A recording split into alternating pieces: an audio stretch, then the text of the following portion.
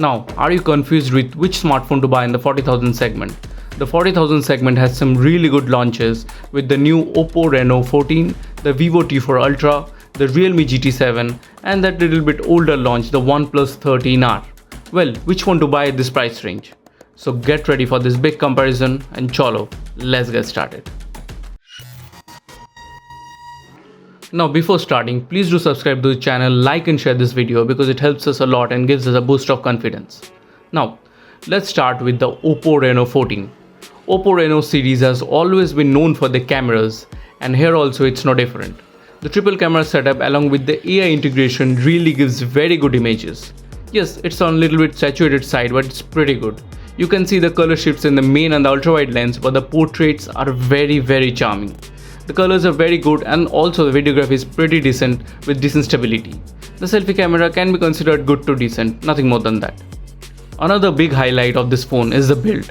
The 6.5-inch sleek build gives a very premium vibe and the matte glass back, oh my god, it's damn good looking.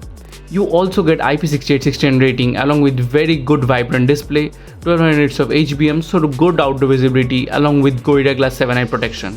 You also get HD on Netflix and Air Blaster. Another big point is the battery. The huge 6000 mAh battery gives you easily a day of proper usage without any issues. Now coming to the software, it's another decent part I can say. The ColorOS has its own extra apps which can be uninstalled, but the AI features like the call summarize, photo editor are actually very good. It offers 3+4 years of OS updates, but talking about the performance, it's not the best in the category. Like Dimensity 8350 is definitely a very capable processor with no issues with day-to-day usage. Even light gaming can also be considered, but for not long hours of gaming. So basically this device is for them who wants a camera-centric device with loads of AI features. The back camera along with the portrait shots are very good and they are crazy. It is available on Flipkart and starting at Rs 38,000, so you can go and check it out. Now nextly, let's talk about the Vivo T4 Ultra. Another camera-centric device with very good performance. The Dimensity 9300 Plus does any task with ease with really good benchmarks and gaming support. But yes, it does tend to get warm above 40 degrees or 45 degrees on long hours of heavy gaming, so you need to keep that in mind. The quad curve 6.67-inch AMOLED display is also very good with 6000 nits of HBM and very good colors for multimedia. It is protected by Scotch Sensation Alpha Glass. The build is something which I am not very much of a fan of. The plastic build, the design, it does not attract me personally, but it's your choice obviously. Also it has IP64 rating only. So I think that should have included at least IP65 or IP68 because other phones are including that. The camera is another strong point here. The triple camera setup along with the 3x telephoto really captures very good images along with the primary sensors. The colors are closer to natural unlike Oppo and the portraits are really amazing here also. Yes, the skin tones seem a little bit washed out, but yeah, it's pretty well and the edge directions are also very good. Here also the color shift is visible in the main and the ultra wide sensor. But the macro images here, they are just top notch, like it's the best out there. The videography is also decent with decent stabilization. Now coming to the software, it's one of the worst part of this device with FontouchOS 15. It has lots of recommendations, bloatware and extra apps, like the user experience is not at all good. Vivo should really look into this. It will also get 3+4 years of OS updates. The 5500 mAh battery is also pretty good. It gives you around 8 hours of SOT. So this phone can be considered for them who wants a high level performance and cameras, but does not care much about the software experience or the build quality. It is also available for 38,000, so do check it out on Flipkart. Next, let's talk about the Realme GT7. It can be considered as one of the all-rounder devices in this range. Starting with the performance, the Dimensity 9400E gives a pretty good support, be it gaming or daily usage. Good thing is that Realme has that extra vapor cooling chamber along with the graphene layer which manages the thermals very well even after long hours of gaming. The build is plastic build by the way and has IP68 rating. The protection is Gorilla Glass 7 eye and the 6.78-inch 1.5K AMOLED display with 6000 nits of HBM has pretty good display color and outdoor visibility. It also has HDR and Dolby support on Netflix, which I feel is pretty great. The cameras on this device are also very good. The triple camera setup does take very good photos, but yeah, it tends to oversharpen the images, but still the details and the colors are maintained.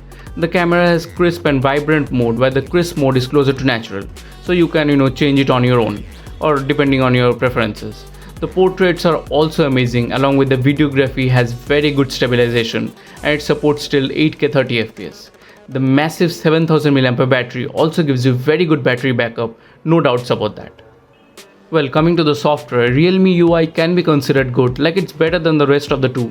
The look and feel is better, the extra apps are lesser, and all the customization does give you very good user experience.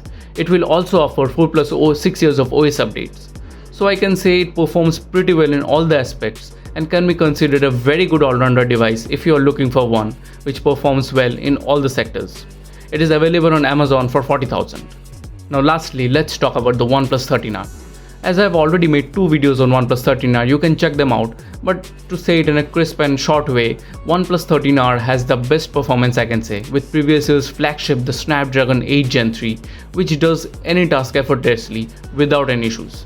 The software is definitely another strong point for this device. The Oxygen OS is the best OS in this list of smartphones without any doubt. The feel, the user experience, it just beats all the other US. The look and the feel is also very good. It has 6.78-inch AMOLED display which offers pretty good color consistency and outdoor visibility with 60,000 nits of HBM. The build is subjective to all, but I personally like this design very much, so it depends on you also. You also get IP68 rating, air blaster, and the screen is protected by ceramic silk glass. But talking about the cameras, it is actually the downside of this device. The triple camera setup is good, but it does not take as much good photos as expected.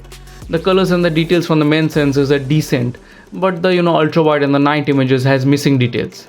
The videography and the selfie is also very decent, and it's not the best camera centric phone out there. I hope OnePlus fixes this camera issues with updates. It also has 6 years of OS updates.